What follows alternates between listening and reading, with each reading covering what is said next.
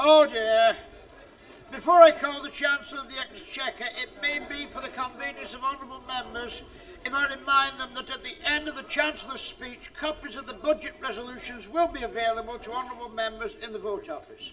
Mr. Chancellor of the Exchequer.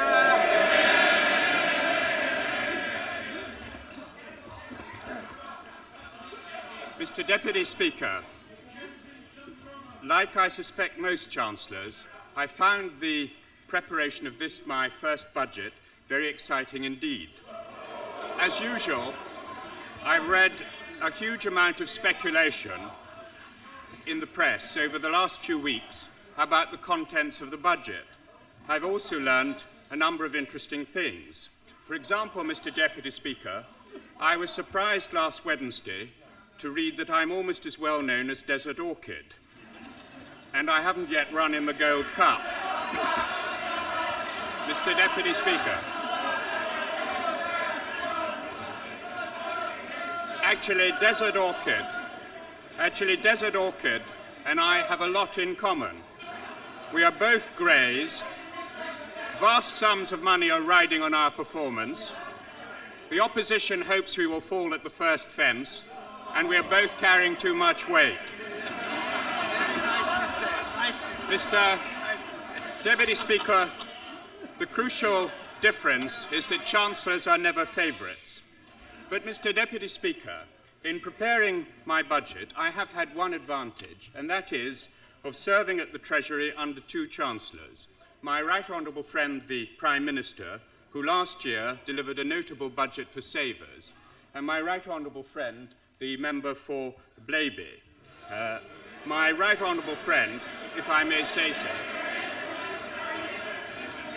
if I may make one personal observation, working for my right honourable friend was always stimulating, always exciting, and I have been extremely grateful to him for his encouragement over the years. And my admiration and respect for the right honourable member for Blaby remains undimmed, and I am very much in his debt. Mr.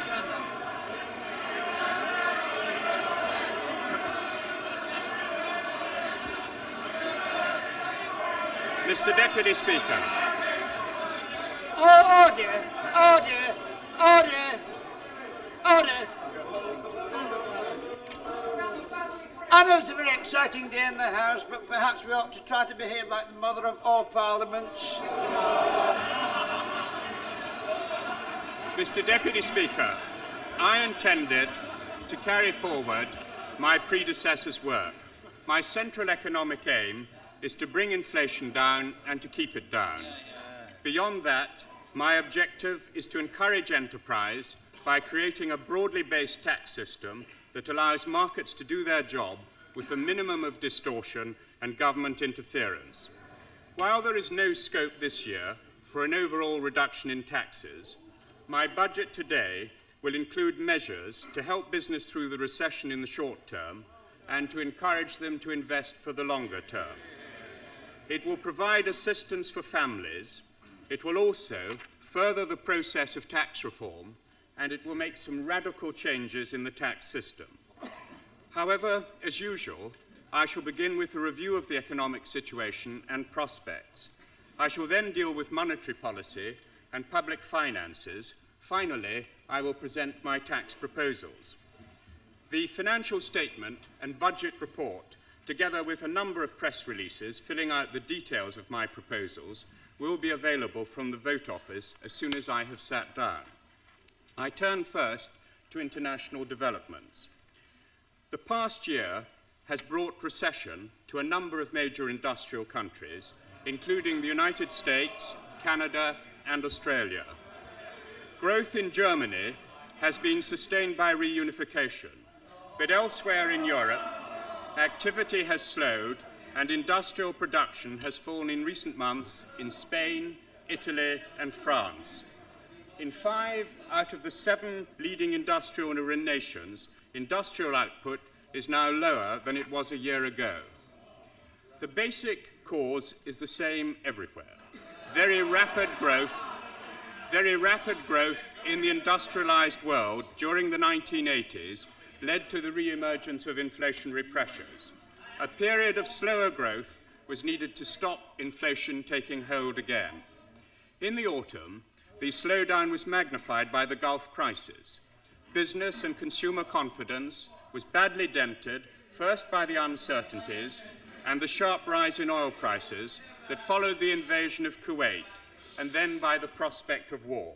Travel and tourism were especially hard hit. Mercifully, the war was brief and the outcome successful. Confidence is recovering, and that will strengthen the economic upturn when the time comes. And the fall in oil prices has already improved the outlook for inflation. So while 1991 as a whole will show little growth in the 7 major economies, a 0.5% increase in industrial production compared to 5.75% in 1988, the slowdown is unlikely to last long. Inflation is already moderating in those countries which are in recession, and activity should start to recover later this year in North America, helped by continued expansion in Germany and Japan. In the UK, the recession came after 8 years of growth, averaging 3% a year.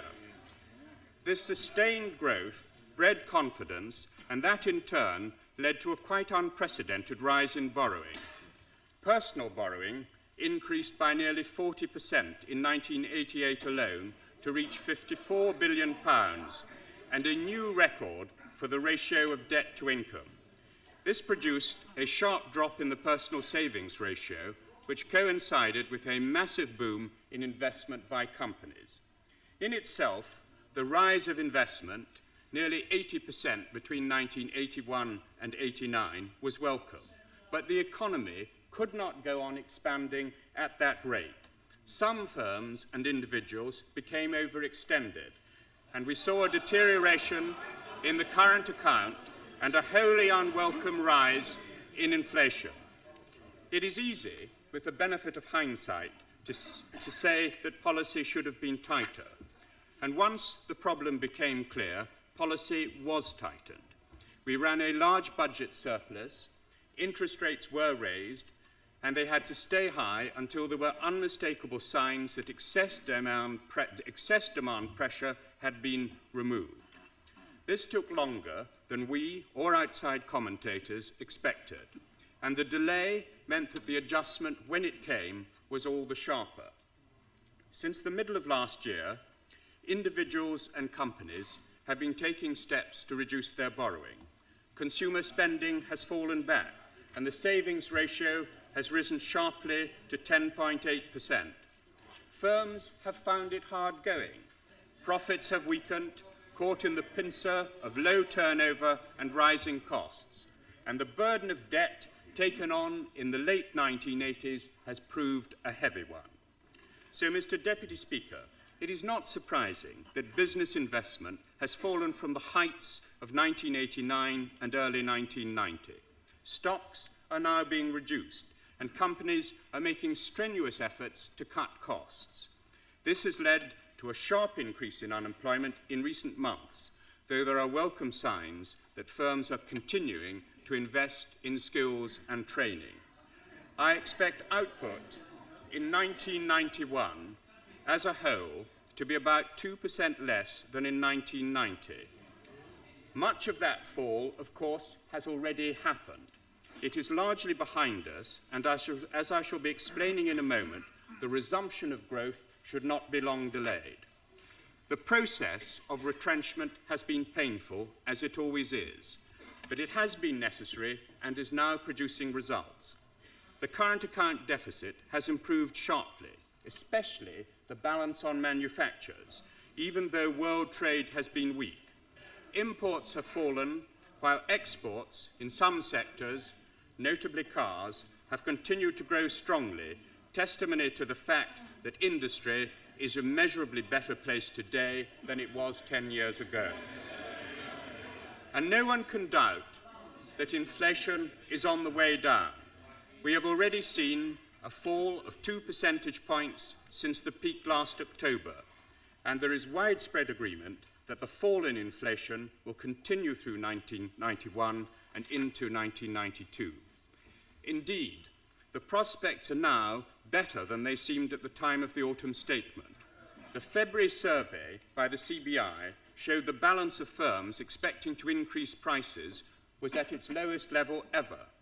The forecast published today, taking account of the effect of the budget measures, is for inflation to fall to an average of 4% in the last quarter of this year and below 4% in the first half of 92. The prospector, therefore, is that we will narrow the inflation gap with Europe remarkably quickly. In the mid-1980s, of course, we did get inflation briefly below 4%, and we saw the advantages that followed then. We are about to do so again, and again we will reap the benefits. For lower inflation and the lower interest rates that go with it will be a powerful force for recovery. One of the lessons that I've learned from years of grappling with economic statistics is that it is difficult to be certain about the past, let alone the future. And it is always particularly difficult to predict the timing of turning points in the economy. But there are good reasons to expect that the recovery will begin around the middle of this year, although initially it may be slow. As we found 10 years ago, confidence revives as inflation comes down. This time, the ending of the Gulf War will give the revival an added boost, just as falling consumer spending contributed to the onset of recession, so returning consumer confidence is likely to lead the recovery. At the same time, the reduction of stocks is likely to slow, and the UK will benefit from the upturn in the United States and elsewhere in the world. Mr. Deputy Speaker, as a result, I expect output to stabilise in the next few months and then increase by about 2% between the first half of this year and the first half of 92. Looking further ahead, our projections show growth of about 3% a year as the economy recovers further. The easing of demand pressures has already brought a marked improvement in our current account. As the House will have noticed, there can be lags not just between policies and their effects, but between the effects in the real world and their appearance in the official statistics.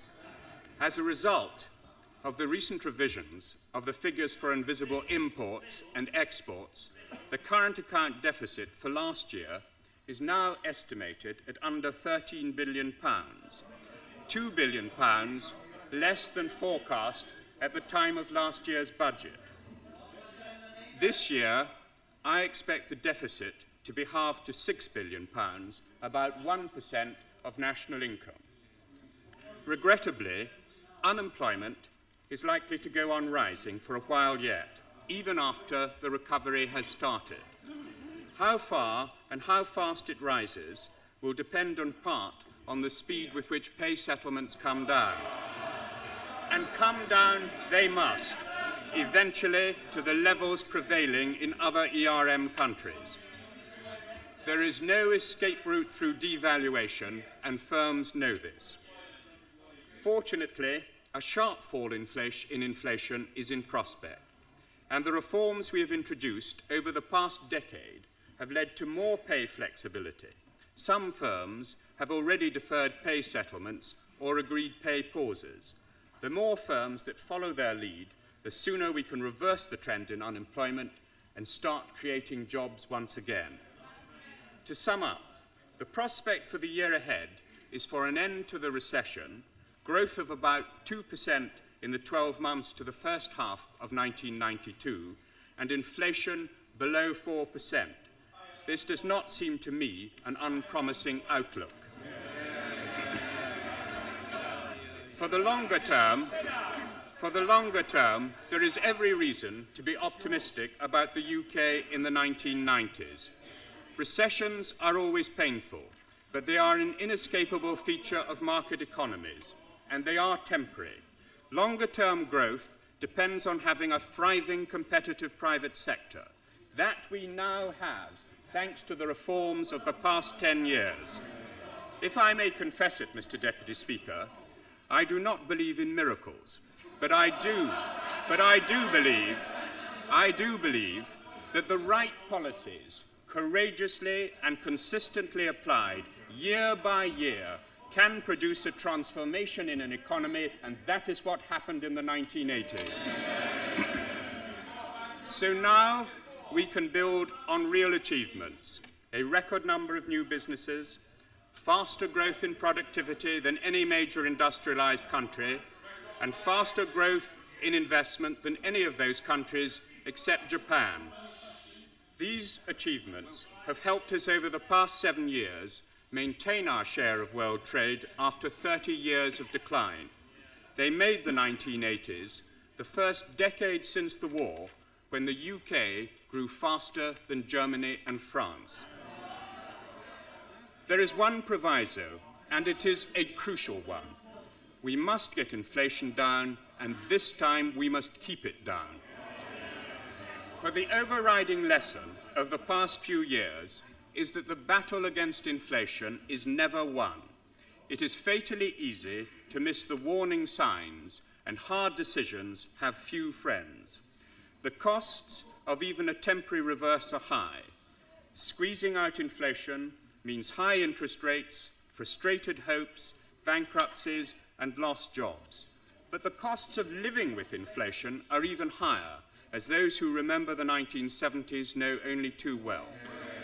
Inflation makes our industry uncompetitive, it destroys savings, it creates uncertainty and strife, and a high rate of inflation can quickly get out of control. High rates of inflation are never stable. Frankly, after the experience of recent years, it surprises me how many people are urging me to let up on inflation. It may not seem much of a threat for the next 6 or 12 months, but I am concerned with the year after that and with the rest of the decade. The government's decision to join the exchange rate mechanism last October provides a more secure framework for combating inflation in the future. That is its real significance. Linking sterling to other currencies with a proven track record of low inflation will be an added discipline on monetary policy. We committed ourselves to that discipline after lengthy debate, and our decision was widely supported on both sides of the House and in the country at large. The time has now come to apply ourselves wholeheartedly to the task of making our membership a success. So far it has been. Sterling has traded comfortably within its band during a difficult period. The sterling index is much where it was just before ERM entry, and our patient approach has meant that recent reductions in interest rates have been well received by the markets. They have recognized that they are consistent with our ERM obligations as well as fully justified by the domestic economy. Our entry into the ERM means that I have had to reassess the role of domestic indicators in guiding monetary policy. It should go without saying that interest rates will be set to honour our commitment to stay within the ERM band, but there is still a most important role for domestic monetary targets. All the major countries within the ERM take the same view. Over the past year, Naught, the narrow measure of money, has continued to provide timely evidence of monetary developments. Its annual rate of growth has been on a downward trend since last May. Since August, it has been within its target range of 1 to 5%. For the year ahead, I propose to set a new, slightly lower target range of 0 to 4%. This is consistent with my determination to exert further downward pressure on inflation. I shall also continue to watch closely other indicators of monetary conditions, especially M4, the measure of broad money, and also asset prices. There should be no sustained conflict between domestic monetary indicators and our ERM obligations. By far the best way of minimizing the risk that conflicts will arise in the future is to build up credibility within the ERM. The policies that are necessary to defeat inflation and to sustain the exchange rate are the same policies. For the time being, I have no plans to move to a narrow ERM band. That remains, of course, our longer-term intention, but the timing of the move must depend on the progress we make in reducing inflation. I come now to the public sector finances.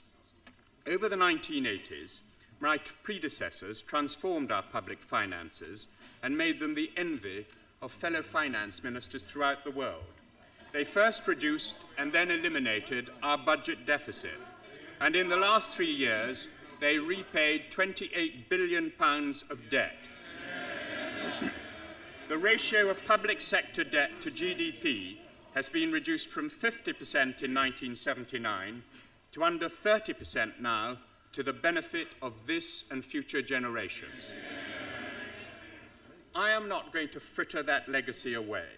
The firm control of public expenditure remains at the centre of our strategy, and I will continue to aim for budget balance over the medium term.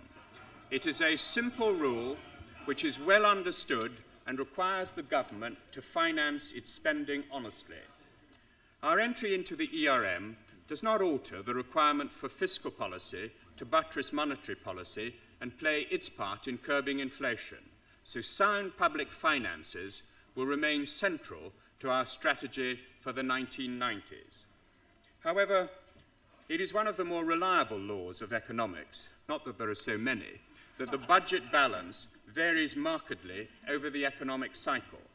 When activity is growing strongly, tax revenues rise relative to income, and lower unemployment brings lower social security payments. We saw this in operation in the late 1980s when we ran large budget surpluses. These forces go into reverse when the economy slows down. That is why the budget surplus has shrunk over the past 2 years, and why we are now likely to see the temporary re-emergence of a public sector borrowing requirement. These cyclical swings in the budget balance can play a useful role in offsetting the swings in private sector borrowing and in stabilizing the economy. They come about automatically without the need for difficult judgments about the state of the economy, and it is entirely consistent with the medium-term approach that I have already outlined to tolerate these swings in the fiscal position, but I am not persuaded of the case for going beyond that. In 1990-91, the government's finances have been affected both by the onset of the recession and by the Gulf War. However, as a result of the assistance we've received from our allies, the net effect of the war on the Psvr has not been as great as we feared, and the outturn on the public expenditure planning total is expected to be a little lower than we forecast in the autumn statement. Overall, despite the war, I expect to achieve a further debt repayment this year of approaching £1 billion. For the year ahead, I judge that a deficit of £8 billion can fairly reflect the strength of cyclical influences. For the same reason, I think it will be right to tolerate a somewhat larger deficit in 92-93, for it takes time for the effects of lower activity to feed through fully onto revenue. The most notable is corporation tax, which is both highly sensitive to the economic cycle and which is paid a year in arrears. These deficits will disappear once output has returned to normal levels, just as the surpluses of the late 80s did too. Prudence dictates that I base my fiscal plans on a gradual recovery in output to its long-term trend. This implies a correspondingly gradual return to budget balance. But in practice, the speed with which this happens will depend on the exact course of the upturn. To summarize, for the year ahead, I am budgeting for a PSBR of 8 billion, 1.25% of GDP, and I expect a somewhat larger deficit in the following year. These deficits reflect the effect of lower activity on the public finances and are fully consistent with the aim of a balanced budget over the economic cycle. In order to hold to this prudent fiscal stance, my budget today will have a broadly neutral effect in the coming year, but will produce a modest increase in revenue in 92-93. Mr. Speaker, I turn now to my tax proposals. In preparing this part of my speech, I have been guided by great finance ministers of the past. First by Gladstone, whose advice on delivering tax proposals to the House of Commons was, get up your figures thoroughly and then give them out as if the whole House was interested. And secondly, I've been influenced perhaps by the Colbert, the French finance minister, who said, the art of taxation consists in so plucking the goose as to obtain the largest possible amount of feathers with the smallest possible amount of hissing.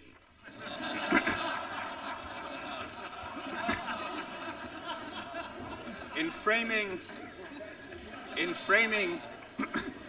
framing my tax proposals, I have also sought to address a number of the concerns which have been put to me and to carry forward the process of tax reform initiated by my predecessors. Above all, I have produced a budget for business. I therefore begin with business taxation. In this country, there are 50,000 large companies paying the main rate of corporation tax, nearly 1 million other companies, and 3 million unincorporated businesses, many of them very small, employing a handful of people at most. We should never forget these firms. My measures are designed to benefit businesses in each of these three categories. I have been particularly concerned about businesses which are experiencing cash flow problems, often made worse by late paying customers. I shall therefore be announcing measures which should give immediate help to businesses' liquidity. My first proposals concern the VAT regime. For 18 years, ever since VAT was introduced, the rule has been that businesses become liable for VAT when they send out bills, not when they are paid. So some traders end up paying VAT even though their customers never pay them. In his budget last year, my right honourable friend the Prime Minister introduced an entirely new system for giving traders relief on bad debts. This comes into effect on the 1st of April and extends relief to all bad debts which are at least 2 years old. Many business organisations have complained to me that this waiting period is too long. I now propose to reduce it from 2 years to 1. This will enable businesses to claim relief next year on the bad debts they occurred in 1990-91 and 89-90. The new scheme will boost businesses' cash flow next year by some £340 million. Actually, for the smallest firms, the problem of reclaiming VAT on bad debts need not arise in the first place because they can use the cash accounting scheme. This allows smaller firms to pay no VAT at all until they receive payment from their customers. Well over 100,000 traders are already using the scheme, but we estimate that a further 300,000 could do so. Customs and Excise will therefore be taking steps to publicise the cash accounting scheme more widely. There is another aspect of the VAT regime which I know causes concern: the operation of the serious misdeclaration penalty, which came into effect last April. There have been widespread complaints that the automatic penalty it imposes, 30% of the tax wrongly declared, is too severe and unfair to those who make minor mistakes. I accept that the penalty in its current form is an unnecessarily blunt instrument. We will therefore undertake a thorough review so that the SMP system can be reformed in the 1992 Finance Bill. I have also asked Customs to make some immediate changes to the rules, giving traders more time to put mistakes right themselves without incurring a penalty. I do not wish to preempt the review, but while it takes place, I am reducing the rate of penalty from 30% to 20%. Accounting for VAT can be an onerous duty for small traders. When VAT was introduced, we exempted firms with the lowest turnovers from registration. Since then, the registration has been indexed. European community constraints have meant that in the past, we have not been able to increase the threshold by more than inflation.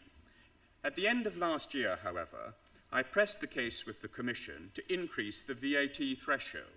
They responded very positively, and I therefore feel able to go far beyond indexation and increase the turnover limit for registration by no less than 40% to £35,000, taking it to its highest level in real terms since the introduction of VAT in 1973. This will benefit up to 150,000 traders. The cost of raising this threshold will be 25 million in the first year, rising to 40 million in 93-94. I have two further deregulatory measures to announce which will benefit very small businesses. At present, all employers have to pay over the PAYE and national insurance contributions they collect from their employees 14 days after the end of each month. But the burden of collection falls unevenly. Large firms are amply compensated for the trouble and cost of collecting the tax by the benefits of holding the money for this period. Small employers are not. I have a proposal that will reduce the burden on some 700,000 smaller employers. From May onwards, employers making PAYE and national insurance payments of less than £400 each month will pay quarterly, not monthly. This will reduce the administrative burden on firms and help their cash flow at a one-off cost to the Exchequer of £210 million. I have one further measure to announce to help very small businesses account for tax. Last year, for the first time, businesses with a turnover below £10,000 were allowed to send the Inland Revenue a simple three-line statement instead of detailed business accounts. This is an important deregulatory measure which cuts out time-consuming paperwork for up to 1 million people. From April 92, I propose to raise the 10,000 limit so as to allow up to 500,000 more people to benefit. There is a case for making a more radical simplification of the taxation of the self-employed, and the Inland Revenue will be shortly publishing a consultative document containing our proposals.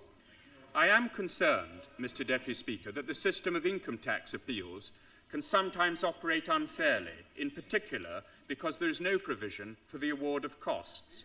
My noble and learned friend, the Lord Chancellor, and I want to deal with criticisms by the Council on Tribunals about the absence of proper rules for hearing tax appeals.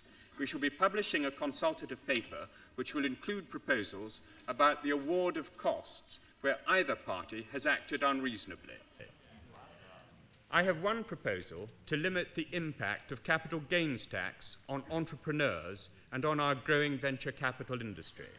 I have in mind particularly those who may give up safe managerial positions to set out on the risky road of running their own business.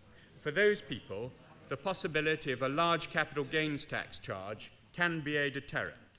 I have considered whether it would be suitable and sensible to introduce specific rules for venture capital, but I have concluded that that would be extremely difficult. But one way that we can help businessmen and women reap the rewards of their efforts is to improve the relief available to them when they retire and have to realize the asset that they have created. That is why I propose to reduce the qualifying age for capital gains tax retirement relief from 60 to 55 and to raise the limits on it. From today, the first 150,000 of capital gains and half of the next £450,000 will be exempt from capital gains tax. This will be a powerful incentive to entrepreneurs to start new businesses. I have one other important change relating to capital gains tax on small businesses. Under existing law, only companies can offset their trading losses against their capital gains. I propose to give unincorporated businesses similar treatment. This will help small businesses if they wish to sell off assets to help themselves through a difficult period. In addition to the measures I have announced for small business, I wish to propose some changes to corporation tax. In his budget last year, my right honourable friend the Prime Minister raised the profit limits which govern the corporation tax rates paid by smaller companies. He increased the ceiling below which single companies pay corporation tax at 25% from £150,000 to £200,000, and the upper limit above which they pay the full rate from £750,000 to £1 million. I propose this year to raise the limits again by a quarter. That means a total increase of 150% in 3 years. As a result, companies will need to be earning profits of more than £250,000 before they are liable to pay more than 25%, and companies will not have to pay the full rate of corporation tax until their profits reach £1.25 million a year. This will benefit 30,000 companies. In 1984, my right honourable friend, the member for Blaby, made a radical reform of corporation tax.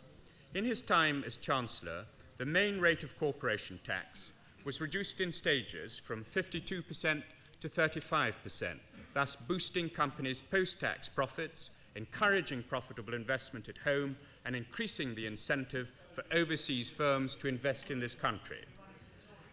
I believe the philosophy behind his reforms, to widen the tax base but to reduce the rates, was the right one. It is a policy which has been welcomed by industry. It allows businessmen and not governments to decide how much to invest and what to invest in. It set the pattern for similar reforms in many countries throughout the world and ushered in an increase in investment of 50% between 1984 and 1990. I propose today to take a further step in that direction. Corporation tax rates have remained unchanged at 35% since 1986. But since then, the basic rate of income tax has been reduced from 30 to 25p and the top rate from 60 to 40p. I believe that the time has come to cut the main rate of corporation tax again. However, I'm also aware that cutting the rate of corporation tax only helps companies that are making a profit. Many businesses which have prospered in recent years have moved into loss this year. A cut in corporation tax does not help them, nor in some cases do existing arrangements for the carryback of losses. I'm taking 2 measures to improve company cash flow. I am cutting by 1% to 34% the main rate of corporation tax, applied retrospectively to profits earned in the financial year 1990. This will give an immediate boost to the cash flow of companies that were profitable in the year just ending. It will benefit not only companies paying at the main rate, but also the 30,000 other companies with profits between the lower and upper profits limits. And to help those profitable companies that have just moved into loss, I propose to extend the carryback period for trading losses from 1 year to 3. That means that more companies making losses will qualify for tax rebates in 92-93 valued at £250 million, which will help them to carry on through this difficult period. Mr. Deputy Speaker, but my main concern in this budget is to encourage profitable firms to go on investing in Britain's future. The best way to do this is to increase still further the post-tax return on successful investment projects. For that reason, I am cutting the main rate of corporation tax on profits earned in the 1991 financial year by 2 percentage points to 33%. The 2 reductions in the main rate from 35 to 33% will together cost £380 million in 91-92 and £830 million in 92-93. They will give us the lowest rate among our major competitors, lower than the United States and the lowest in the European community. Mr. Deputy Speaker, the 1980s were years of remarkable progress in our economy, but even more striking was the change in attitudes. The crucial importance of the market is now widely accepted in this country and even more widely accepted in this House. There is a much greater acknowledgement that market forces and competition play a vital part in shaping our economy. It is that remarkable change of ideas and attitudes that is the lasting legacy and achievement of my right honourable friend for Finchley. She recognised that the key to a better performance of the economy in the long term lies in improving the supply side. And over the past decade, that has been the aim of our tax policy, trade union and labour market reform, our competition policy, deregulation and privatisation. But if the UK economy is to perform to its full potential, we still need a more flexible labour market and a better skilled workforce. I have a number of further measures to announce to that end. If wages are inflexible, the burden of recession falls disproportionately on jobs. It is the only way for employers to cut costs. There is a considerable prize if you can get pay to take some of the strain. In 1987, we introduced a new tax relief to get profit-related pay off the ground. There are now about 1,250 such schemes in total, involving nearly 300,000 employees. But there can and should be many more, so I propose to make the scheme more attractive. At present, half of an employee's profit-related pay is tax-free. From the 1st of April, PRP will be free of all tax up to the present limits. It is worth up to a full £1,000 to a basic rate taxpayer. For some, this could be worth as much as 6p off the income tax rate. There is another way in which employees can and should enjoy a stake in the companies they work for through becoming shareholders in them. Employee share schemes have made a great deal of progress over the last 10 years. By the end of March last year, 2.25 million employees had benefited from shares or options worth more than £6.5 billion. But too often, employee share schemes have been directed solely at highly paid company executives. I believe strongly that valuable benefits of this kind should be extended to the whole workforce. I have given serious consideration to limiting executive share schemes solely to companies with all employee schemes in place, but I've instead decided to rely on the carrot rather than the stick. And from January next year, the price of shares under executive options may be set at a modest discount of up to 15% of the share's market value if, but only if, the company also has an all-employee share scheme. I also propose to increase substantially the limits on individual participation in approved all-employee share schemes and to allow companies tax relief on the costs they incur in setting up approved employee share schemes and statutory employee share ownership plans. Another aspect of the supply side which needs improvement is training. A well-trained labour force is an important element in any firm's success. Employers know that, and they are acting on it. The 1990 Labour Force Survey shows an 85% increase in the number of employees receiving job-related training since 1984. Despite the recession, the last CBI Trends Survey reported that over 75% of employers expected to spend at least as much on training in the next 12 months as they had last year, and 29% expected to spend even more. But more and more individuals are also choosing to take responsibility for their own training. Employers can get relief on the training they provide as a normal business expense, yet at present the tax system generally gives no relief to an individual who decides to pay for training to improve his or her skills. That cannot be right. If we want a better trained, more flexible workforce, we should encourage people who want to help themselves. I propose to do just that. I am introducing a tax relief for the fees paid by an individual for training towards most national vocational qualifications and their Scottish equivalents. From April 92, basic rate tax will be deducted automatically from the fees for qualifying courses, so non-taxpayers will benefit as well as taxpayers. Among those who stand to gain are women wishing to get back to work after having children. Mr. Deputy Speaker, many honourable members have pressed the case for helping two specific industries this year, shipping and films. While I sympathise with their aims, I have to say that there is a limit to the extent to which we can or should bend the tax regime to meet the special needs of any particular industry. The Gulf hostilities have reminded us of the important contribution which our merchant navy can make to defence.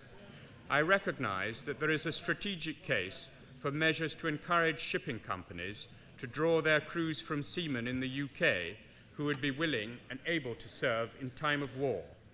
Towards this end, I propose a further relaxation of the rules giving tax relief to seafarers working mainly overseas. This will mean that more seafarers will be exempt from UK tax on their overseas earnings. The film industry makes an important contribution to entertainment and culture in this country. The industry have put forward a number of proposals. Having studied these carefully, I am afraid to say that I cannot accept them, but I remain sympathetic, and if they have alternative proposals they wish to put to me over the coming year, I will very happily consider them. I know that the tax treatment of foreign exchange gains and losses causes difficulties for many businesses. This is one of the most complex, intractable areas of the tax code. Our 1989 consultative document elicited a valuable response, but no consensus on the way forward. I'm publishing today a further document setting out my specific proposals for reform, which I trust will bring greater rationality to this very important and complex area of the tax system. I have also to correct one defect in the law affecting building societies. In a recent judgment, the House of Lords concluded that regulations covering the 1986 composite rate transitional provisions for building societies were technically invalid. If I were to take no action about this, there would be a windfall gain to building societies, not their depositors, of £250 million distributed arbitrarily according to their accounting dates in 1985-86. I have therefore decided to include legislation in the Finance Bill to establish, as the Government and Parliament intended, that interest and dividends paid by societies in these transitional periods may be taxed at 85-86 rates. I turn now to trusts. In 1988, as Financial Secretary, I announced a review of their tax treatment. I am today publishing a consultative document on possible changes to the income tax and CGT regime of UK resident trusts. My proposals include an alternative structure of tax rates which would bring the treatment of trusts more into line with the treatment of individuals. They would also help to streamline the administration of trusts, saving work for trustees and their advisors. We have also been reviewing the tax treatment of non-resident trusts. This raises an important issue of principle. In recent years, the use of non-resident trusts as a means of avoiding capital gains tax has increased. I do not think it is right for a relatively small number of wealthy people to shift very large assets into offshore trusts simply in order to avoid UK tax. Such people have already benefited from the reductions in the higher rate of income tax. I therefore propose to introduce measures to counter this tax avoidance and prevent a revenue loss of up to £100 million in a full year. I turn now to charities. While people's real incomes have risen by over a third since 1979, charitable giving has more than doubled, partly as a result of the measures taken by my predecessors to encourage more giving. Tax reliefs for charities are now worth at least £800 million a year. Today, I have some modest improvements to announce to the tax regime for charities. I have two measures that should boost giving by businesses.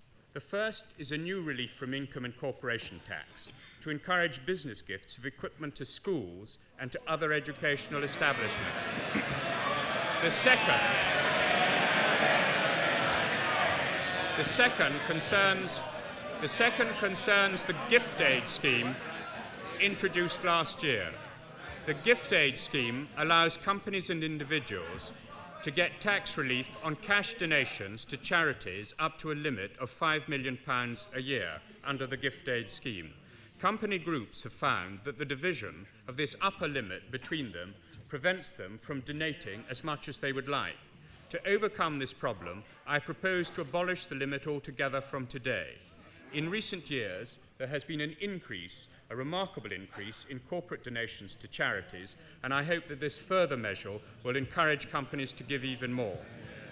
I also propose to adjust some existing VAT reliefs for charities and ease the conditions for the relief from car tax for vehicles leased to disabled people.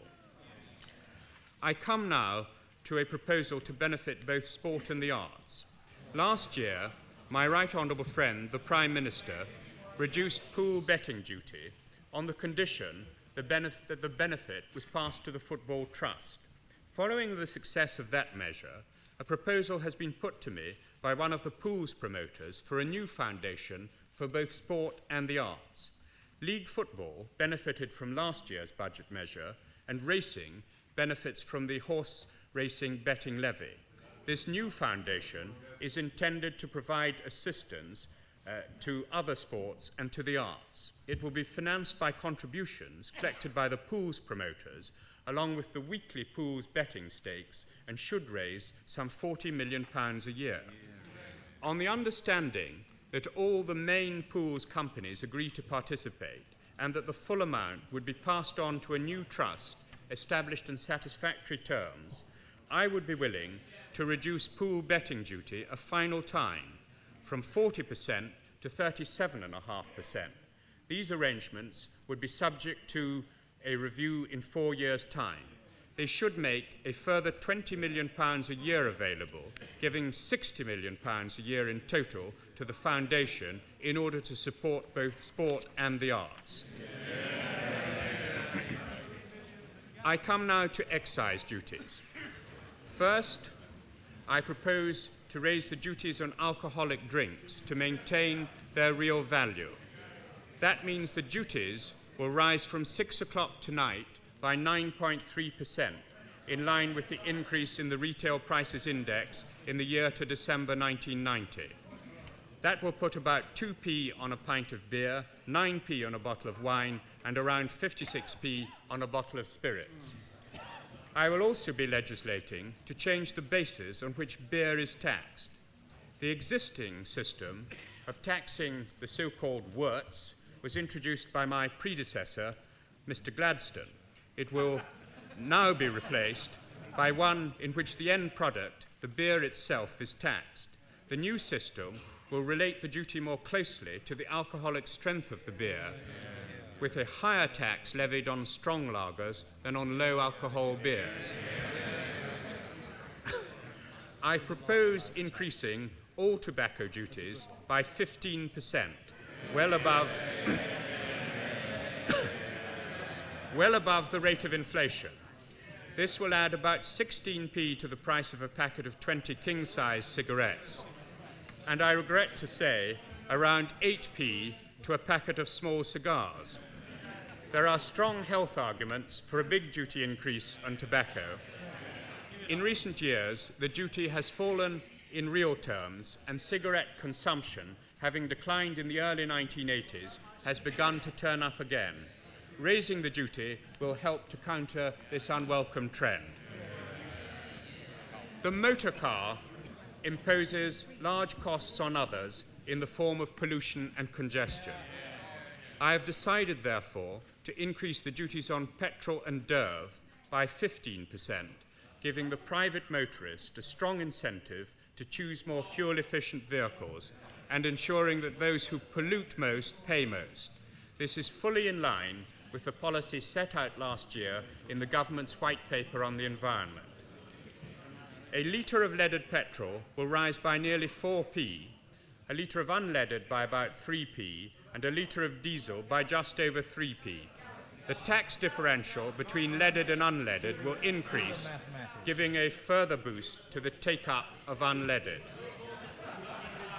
I propose to freeze vehicle excise duty for private cars and light vehicles at £100 for the 6th year running, and also to freeze VED for all heavy goods vehicles.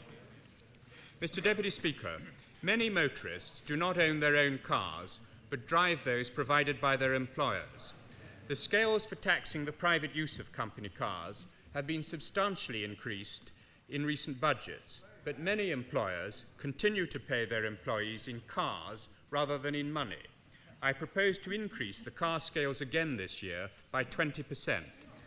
This increase will yield £190 million in 91-92 and £250 million in 92-93. If people are paid in kind, there is no reason why they should be taxed more lightly than people paid in cash. Yet our present system also gives employers an incentive to provide employees with cars rather than cash. Under our present arrangements, they avoid making any contribution to the National Insurance Fund on the benefit the employee gets from the private use of a car. I propose that company cars and fuel should now become liable for national insurance contributions, assessed according to the scale charges used for taxation. My right honourable friend, the Secretary of State for Social Security, will introduce a bill to that end. Employers will pay at the main rate, but there will be no change for employees. Employers' national insurance contributions on cars and fuel will yield an extra £610 million a year of contributions. This will reduce an anomaly in the national insurance contributions system, making it more neutral between different kinds of payment, and will widen the national insurance contributions base. These new arrangements will take effect from April, but contributions will be collected annually in arrears, so employers will not be asked to pay their first contribution until June 1992. They are already familiar with the scale charges used for the tax, so they should be able to make the necessary calculations with the minimum amount of extra work. They are already familiar with the scale charges. Mr. Deputy Speaker, I turn now to what I regard as one of the greatest scourges of modern life. I refer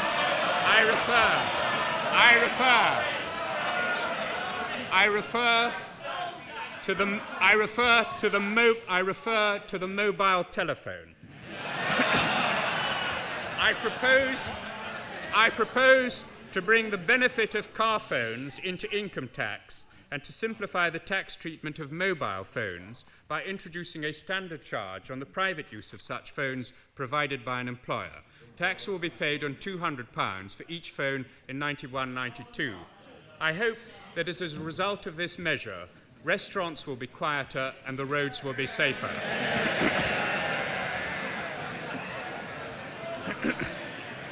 Mr. Deputy Speaker, I have already drawn attention to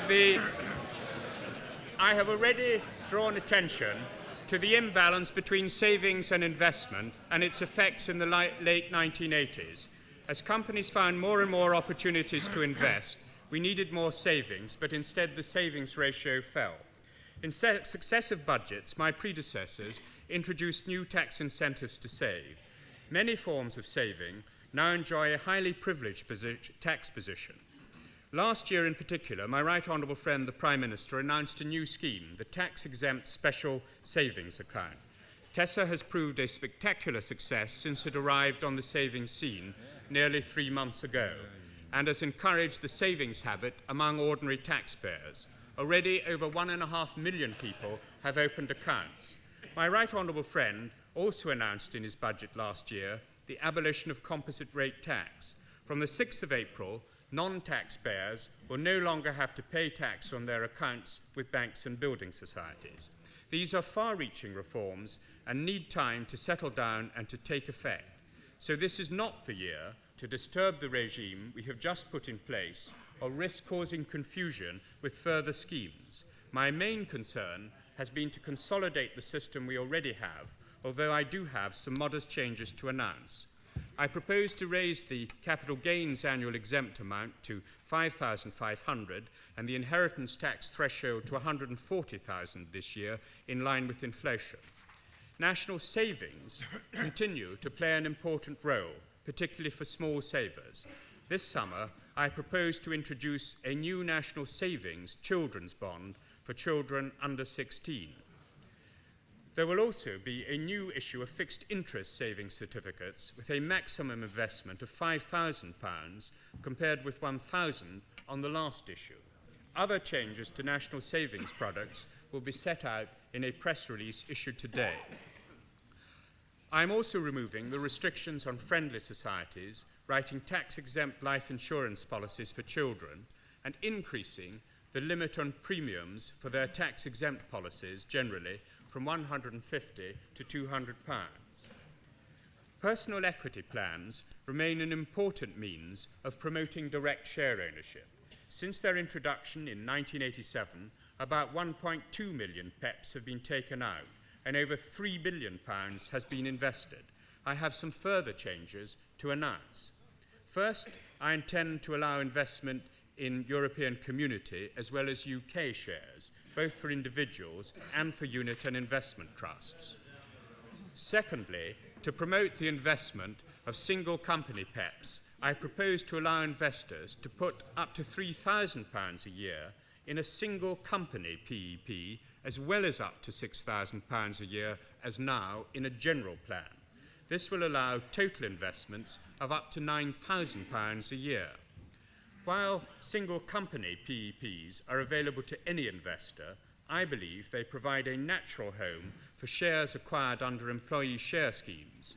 I therefore propose to allow shares acquired under approved all-employee share schemes to be transferred directly into the company PEP with no charge to capital gains tax.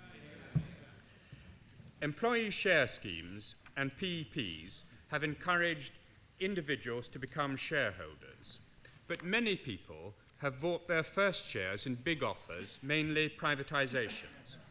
The first of these to catch the public's imagination was British Telecom.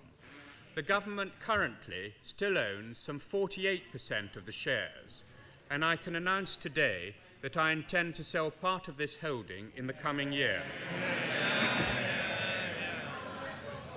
Privatisations have been a great success. The next step is to encourage people to invest in shares more generally. One problem is that to the small investor, the stock market can seem remote, intimidating, and somewhat expensive. The development of a genuine retail market for shares in high streets up and down the country would be highly desirable. To give this the boost it deserves, the government is considering a change in the way in which it markets privatisations. For future large flotations, I am today inviting proposals from the private sector for arrangements to distribute shares directly to the public through high street retail networks. I hope that there will be proposals both from financial institutions, banks or building societies, and from companies outside the financial sector. If satisfactory proposals can be developed in time, I will consider using such a high street network in the sale of British Telecom shares. Such a high street network could be used for primary issues, not only by the government, but by private sector companies, and in the longer term, it could provide a cheap and accessible way for individuals to buy and sell in the secondary market. Mr. Deputy Speaker, the measures I have just announced will encourage people to save, but there is another side to the story. For the fall in the savings ratio at the end of the 1980s was a result not of a fall in gross savings, so much as an increase in borrowing, particularly mortgage borrowing. In part, that reflects the remarkable increases in home ownership over the past decade. That has been and remains a key objective of policy for this government.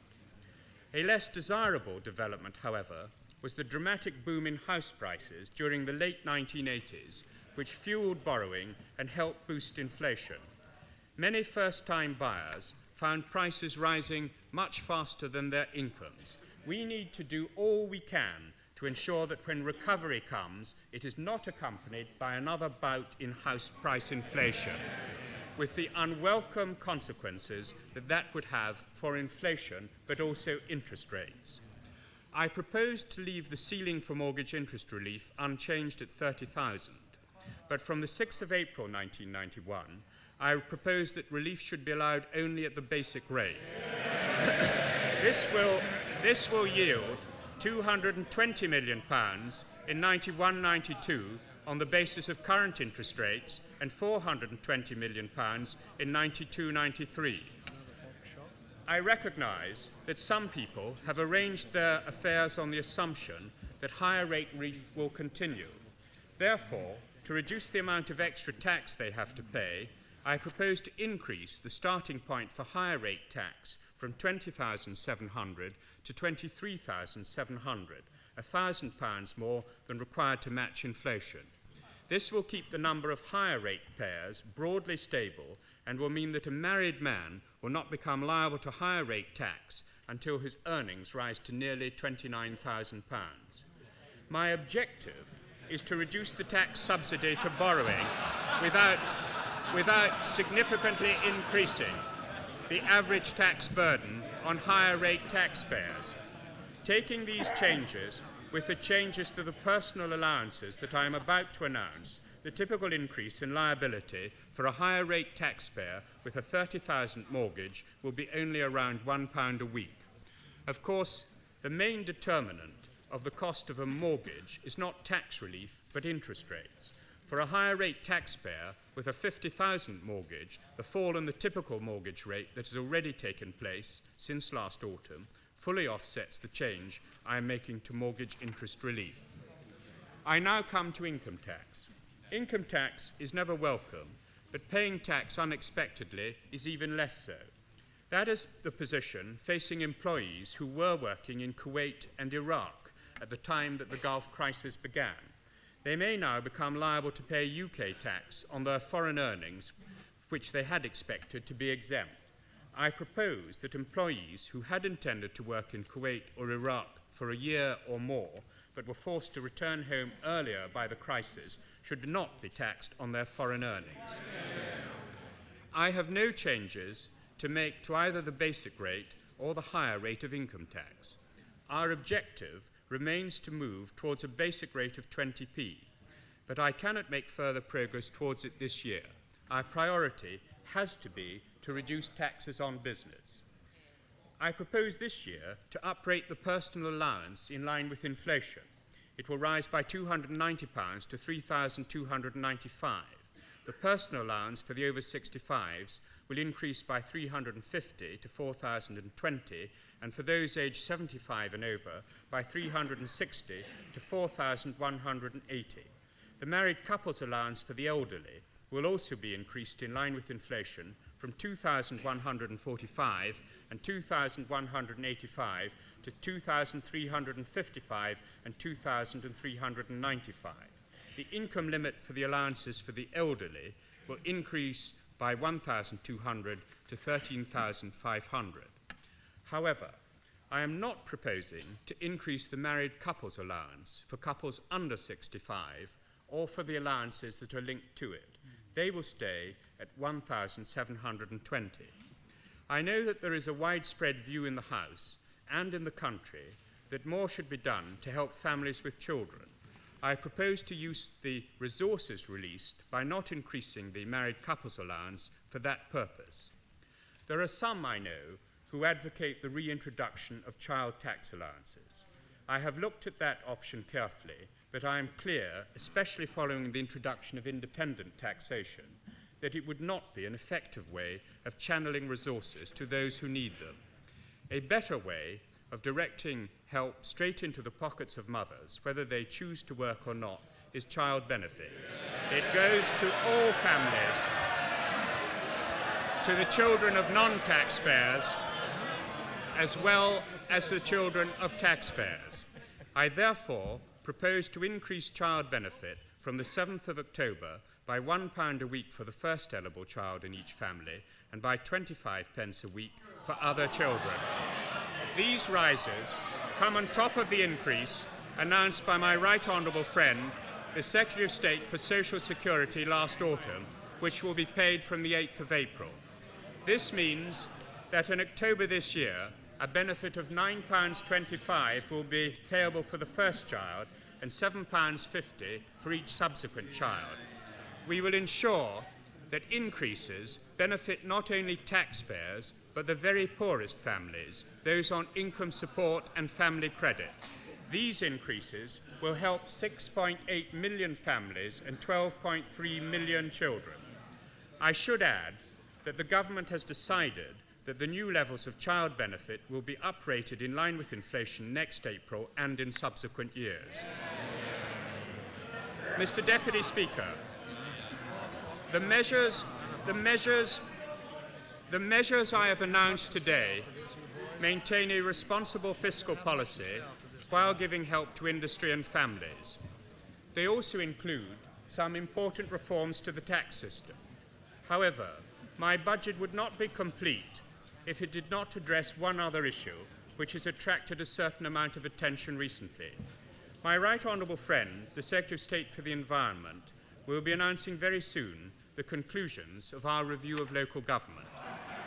I do not propose to anticipate a statement, but there is one announcement I want to make today.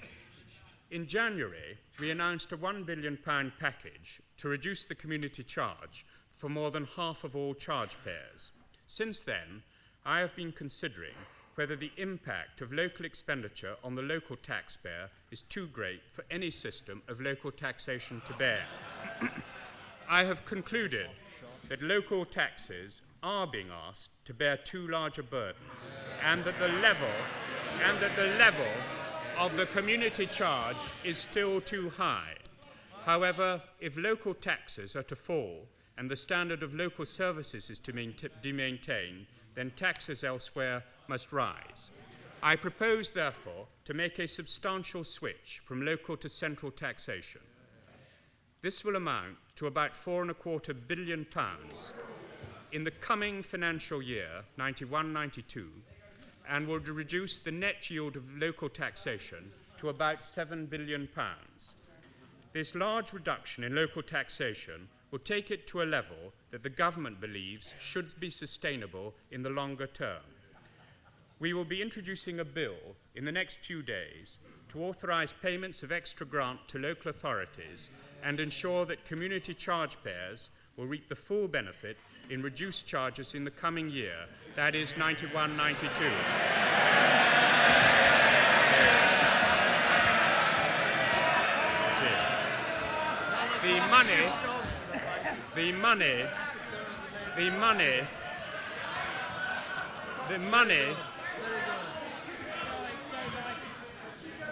Mr. Deputy Speaker, haven't got much to say after this, Neil.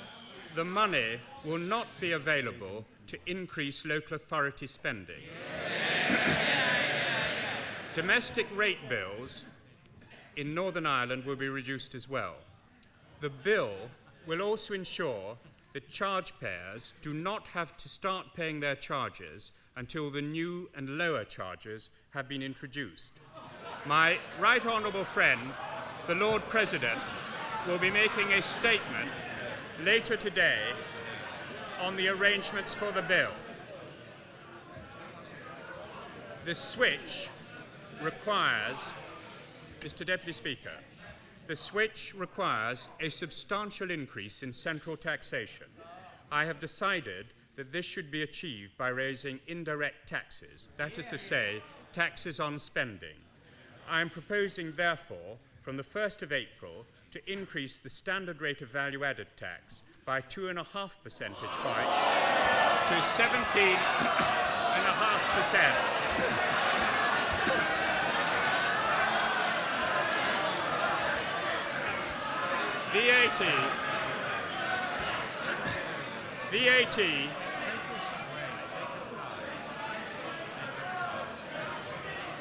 VAT is a broadly based tax. VAT is a broadly based tax which falls on consumers rather than producers. Since much consumer spending is zero-rated, it bears less heavily on poorer households than on the better off. So raising VAT is not only an efficient, but also a fair way to raise the necessary finance. and raising taxes on spending rather than taxes on income will be better for savings and consistent with our strategy for tax reform first set out by my right honourable friend, the member for Surrey East, in his 1979 budget. Raising VAT will increase some prices, but the reduction in the community charge will more than offset that effect, so that the switch will actually reduce the retail price index.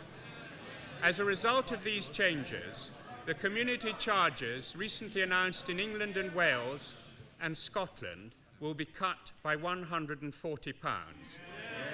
On average, the headline charge will be reduced from about £390 to about £250 in both England and Scotland, and from about £260 to about £120 in Wales, while the amounts people actually have to pay, after allowing for relief and benefits, will fall to under £175 in Great Britain. The charge in Shetland will fall to under £1. Mr. Deputy Speaker, the measures I have announced are designed to meet three requirements of any budget.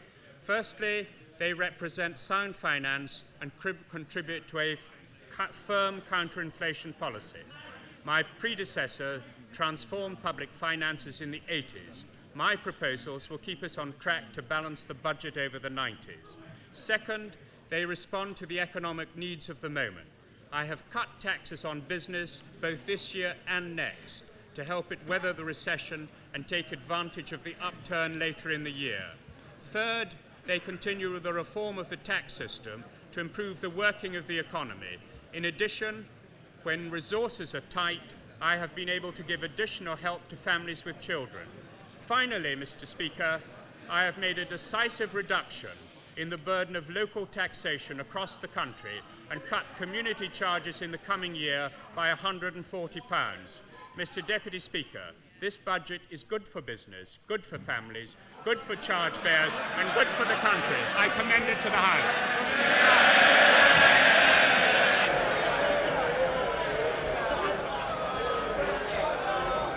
Order! Order! Order! On standing order number 50, the first motion. Order!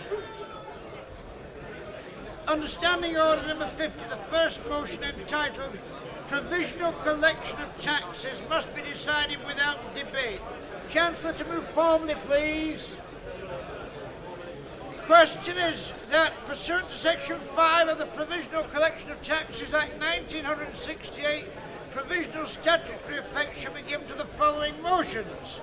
A, spirits motion number 2, B, beer rate of duty motion number 3, C, wine and made wine motion number 5, D, cider motion number 6, E, tobacco products motion number 7, F, hydrocarbon oil motion number 8, G, vehicles excise duty rates motion number 9, H, vehicles excise duty exemptions 1 motion number 10, and I, value added tax penalty for serious misdeclaration motion number 15. As many as are of the debate say aye, the contrary no. I think the ayes have it, the ayes have it. I shall now call upon the Chancellor to move the motion entitled Amendment to the Law, and it is on that motion that the budget debate will take place today and on the succeeding days. The remaining motions will not be put until the end of the budget debate next week, and they will then be decided without debate. Chancellor to move formally, please. Question is the motion, the amendment to the law motion, Mr. Neil Kinnock.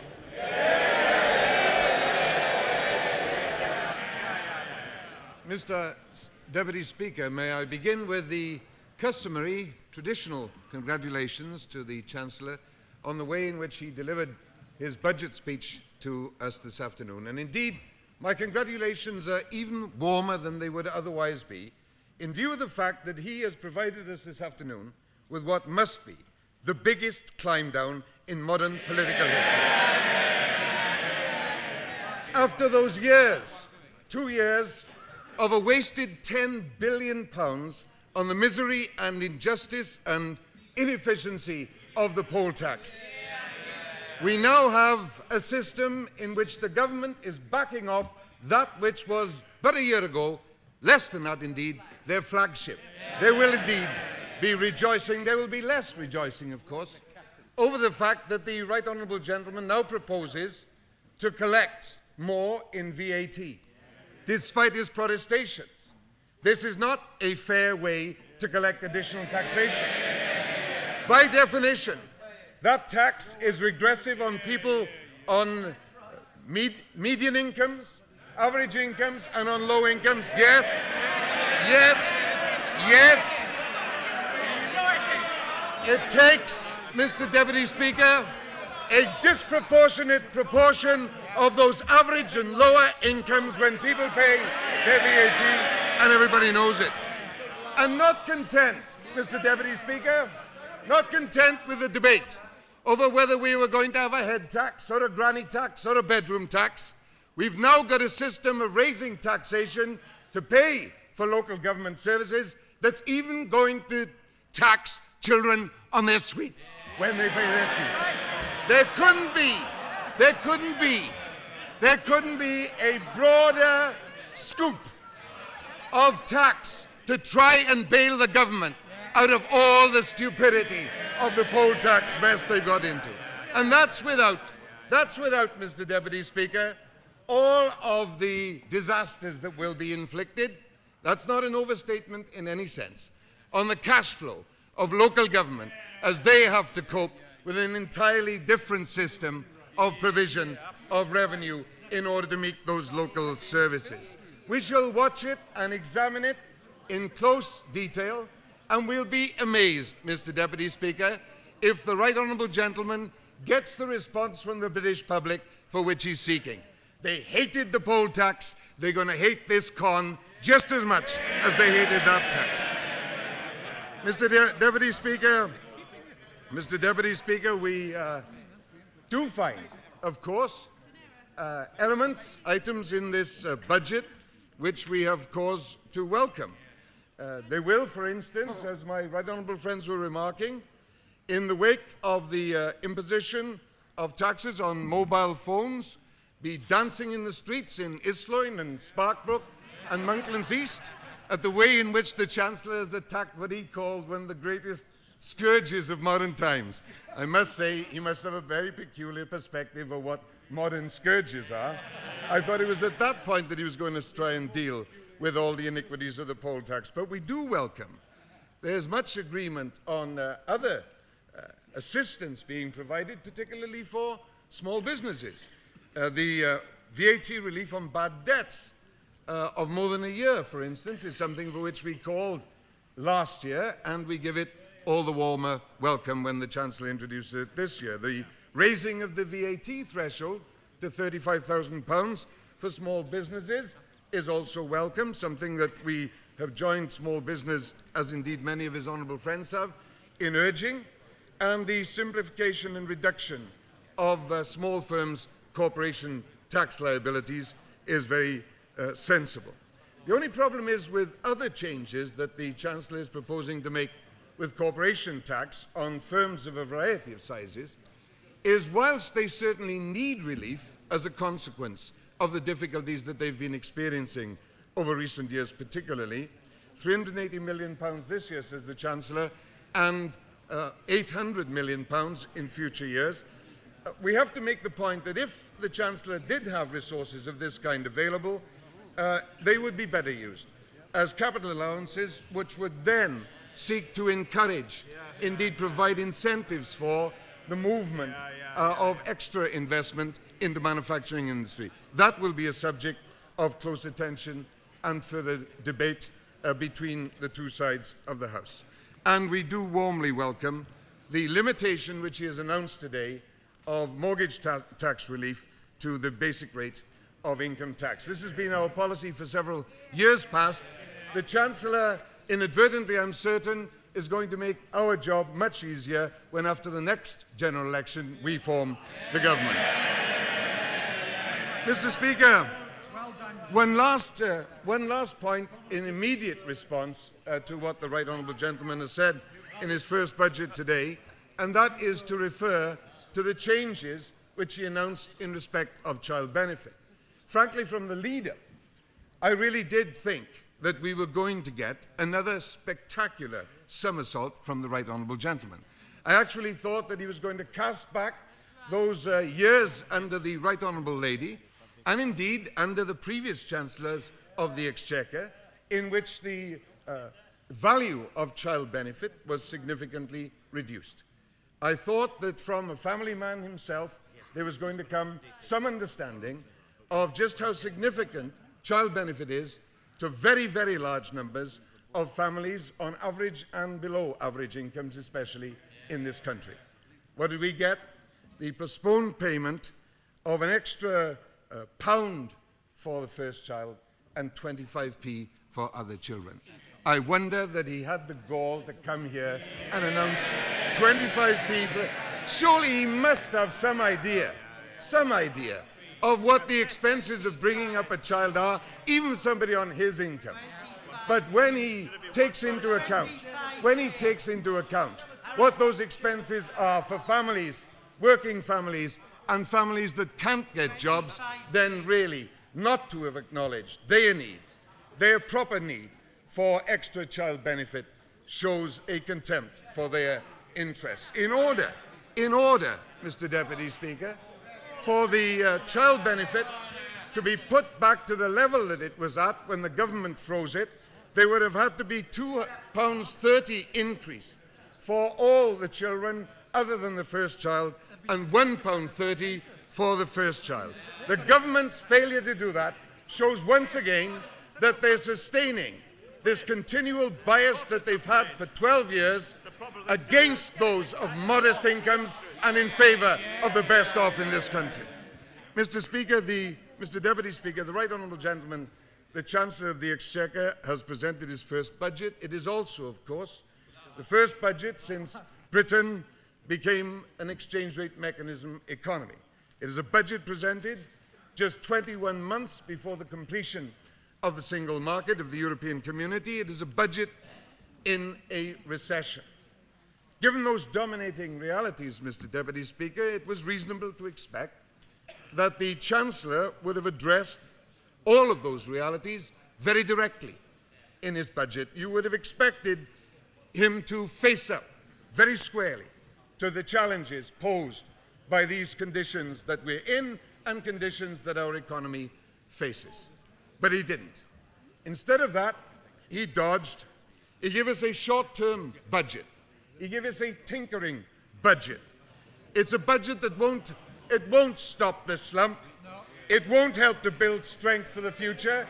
It will do nothing to enhance the competitiveness of British industry. As the completion of the single market draws nearer, Mr. Deputy Speaker, we see in our neighbouring economies, in our competitor economies, economic growth and investment performance that vastly exceeds that of this country under this government. The Chancellor spoke of recession everywhere. Well, let's put that into a perspective. In Italy, growth is running at 2.4%, investment at 4.1%. In France, growth is running at 2%, investment at 3%. In Germany, growth is running at 4.8%, investment at 5%. In Britain, after 12 years of this government, growth is minus 2%, overall investment is minus 3.4%. Manufacturing investment, after 12 years in charge of the country that used to be a workshop of the world, manufacturing investment, essential to any future success for our economy, is falling by 15% year on year. Yesterday's figures on manufacturing output showed a rate of fall of 8% this year. We should have had a statement of shame from the Chancellor of the Exchequer about figures and performance like that. Nothing like that, Mr. Deputy Speaker, nothing like that is occurring in any comparable economy. They are building up their economies in the approach to 1992. This government is running down the British economy in the approach to 1992. And there's certainly nothing at all in this budget that will help to get Britain back to the growth or to the investment levels of those competitors before the single market is completed. The Prime Minister says he wants Britain to be where we belong, at the very heart of Europe. He said that last week. It's a commendable aspiration, one indeed many of us share. The trouble is that after these Tory years, we shall not be at the very heart of Europe where we belong. We shall be at the tail of Europe where this government has put our country. Mr. Deputy Speaker, there is nothing in this budget to stop that occurring. In the wake of this budget, unemployment will go on rising, firms will go on closing, businesses will go on failing. The cut in interest rates that we expect either today or before the end of the week or sometime next week should, of course, help to mitigate all of that pressure of slump. But welcome and necessary though the cut will be, left at that, it won't be enough to stop the recession spreading, to stop the recession deepening. The damage done to the economy in Britain, to industry, to services in Britain, by this government's policies is so deep and so wide that the effects of the slump made in Downing Street will run on for a long time to come. In Britain now, 3,000 jobs are being lost every day. In Britain now, 100 businesses fail every day. And the industries and the firms that go out of production today are unlikely to reappear tomorrow. There is a permanent loss of industrial capacity. Since the Second World War, Britain has only been through this experience just once before, and that was in the last Tory slump less than 10 years ago. Chancellor said, recessions are always painful. The only experience we have of recessions are under the governments that he supports.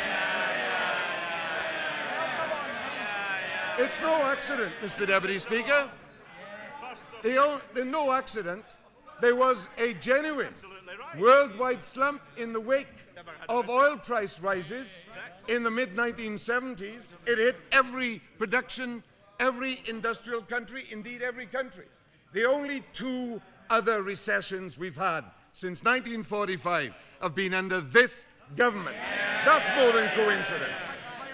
The difference, of course, between the last recession and this recession, Mr. Deputy Speaker, is that this time the government's policies are even killing off the survivors.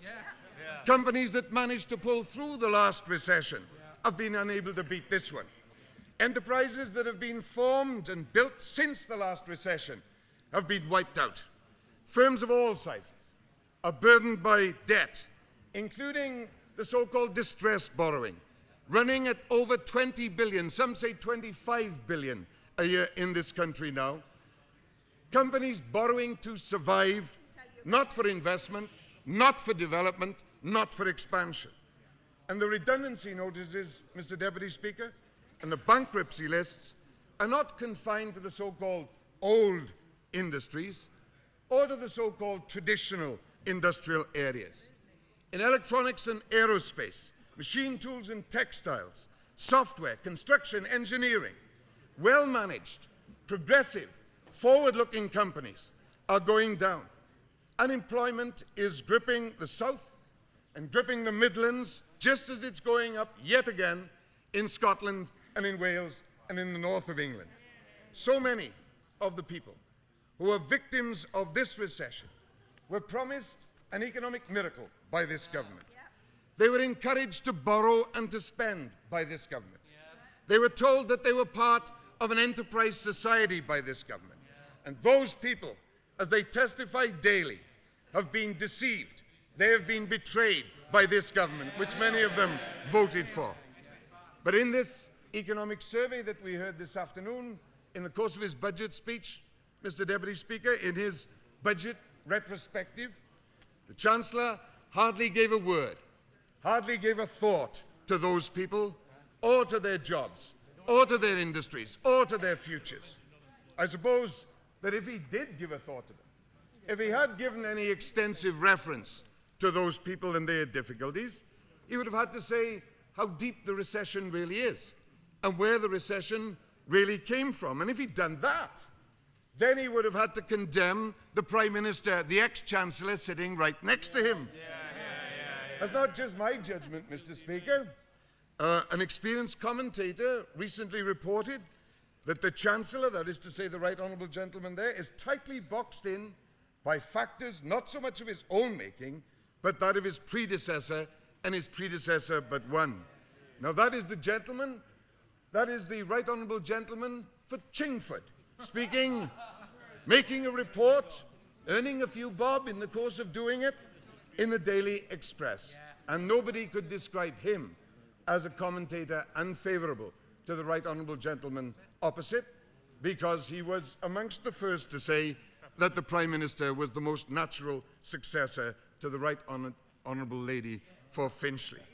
Mr. Deputy Speaker, I suppose that the Chancellor and the Prime Minister and the rest of the government would like to be recalled as the people who took on rising inflation and then pushed it down again. But there are two very big blemishes in that record, Mr. Deputy Speaker. The first is, of course, that they are the people who brought the inflation in the first place. And second, that the very same policies that they used in order to squeeze demand and inflation are also the policies that are crushing firms and crushing industries and crushing jobs. If the Prime Minister and the Chancellor of the Exchequer and the government want to claim any credit at all for combating inflation, then they are also going to have to take the blame for causing the slump. There is certainly no one else that deserves that blame. After 12 years in office, as the Right Honourable Gentleman, the member for Shropshire South, said 2 weeks ago, there are no Conservative alibis. That's certainly true.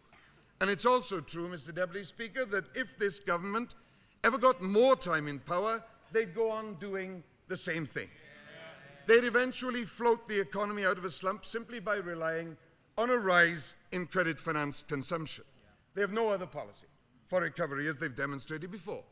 They would try to tackle the resulting inflationary pressures in the economy with high interest rates. They have no other policy, as they've demonstrated before. That would push up prices, debts and wage claims. It would push down investment and output yet again. It would wipe out industrial capacity yet again. They haven't just done that once in the last decade, they've done it twice in the last decade. And they haven't changed the policies that they followed then.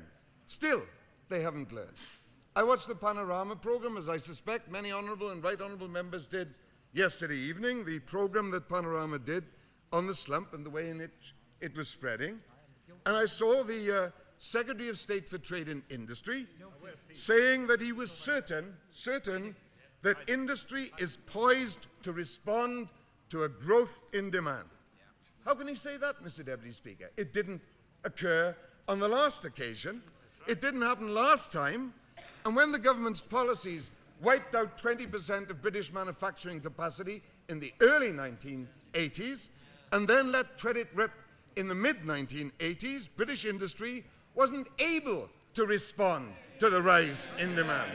And the result was, as the Secretary of State for Trade and Industry should understand, that Britain got its first ever deficit in manufactured trade, a huge balance of trade deficit, and then, of course, a gigantic balance of payment deficit. So big indeed, so big, that it remains at the figure that the Chancellor of the Exchequer gave us this afternoon, despite 2 years of crushing deflationary policies. We've still got a level of balance of payments deficit that would have been utterly unacceptable in any previous period. In any previous period when this economy never had the benefit of North Sea oil and self-sufficiency. Mr. Speaker, yet again, the Chancellor today did nothing to stop that history of deficit repeating itself as tragedy. There was no strategy to this budget, merely expediency. And there's no effort in this budget or in any of the other government policies to help to create an environment in which productive industry can thrive and become more competitive. There was no sign, not so much as a real hint of any significant policy for promoting industrial investment in research and development and in technology transfer. The best that we've got was a welcome way indeed, of trying to help out companies that have hit particular difficulties as a result of the government's policies. There was no commitment and certainly no practical means proposed of maintaining macroeconomic stability in 12 years. They have never managed to achieve the sustained low interest rates that are essential to that. And the only way that they've ever got inflation down at all is by throttling the economy with very high interest rates, the opposite to stability. In 12 years, the other critically important ingredients of competitiveness and of combating inflation, sustained improvements in the transport system, in training, in education, have never got the necessary priority from this government. They certainly got very scant attention today, Mr. Deputy Speaker. Indeed, education, the cause of great anxiety amongst many parents, the cause of great anxiety to the public and to industry, is now made, so we understand, into a poll tax plaything, and the cuts go on. Just an example, Mr. Deputy Speaker. Last week, 17 Conservative-controlled local education authorities announced £54 million worth of additional cuts in education, the only reason being that they wanted to try to stay within the limits set down by this government, the government that is supposed to have education close to its heart. And now, if the government has its way, education is to be balkanized into a tangle of opted-out schools and underfunded colleges, and the chaotic experiment of the 1980s will extend into the 1990s. Now we know, when we view that, what the Prime Minister really meant when he told the Times just a few weeks ago that whilst education was closest to his heart, his thoughts were not yet fully worked up.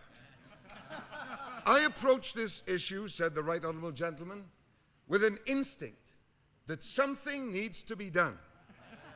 And we're trying to determine exactly what it is. Well, Mr. Speaker, the Prime Minister is trying to determine exactly what he wants for education. And while the Prime Minister is dithering, millions of other British people, with children approaching school age and children of school and college age, are being very worried. Industrialists and potential employers are urging a new scale of provision and performance in investment, in education. All are looking at our neighbours who are making the proper investments in education and training so that their people reap the rewards of new skills and their economies reap the rewards of extra strength and competitiveness. Well, the Right Honourable Gentleman thinks it's very funny. He's going to have to explain how it is, in the middle of a deep slump, Britain has still got skill shortages after 12 years of Tory government. He's still going to have to explain why it is that industrialist after industrialist, employer after employer, people who are political allies of his, are hot in their condemnation of the absolutely miserable record of the government over all these years.